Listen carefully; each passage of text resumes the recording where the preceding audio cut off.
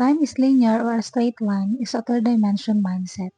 Sinasabi na ang past is already gone, wala ka nang magagawa doon, tapos na yun. And then yung future mo is something that you have to wait for to happen. Pero ang totoo, in fifth dimension consciousness, time is an illusion. Hindi yung past mo, yung present, and yung future, lahat siya is nag-i-exist in different timeline and you have an access for that in the now. You have to understand na yung oras, yung araw, yung calendar is gawa lang siya ng tao. Bakit?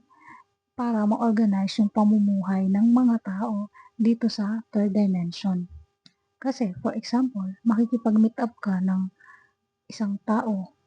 So, gagamitin mo yung oras. Yung mga farmers naman, magtatanim sila ng mga gulay. So, ginagamit nila yung calendar.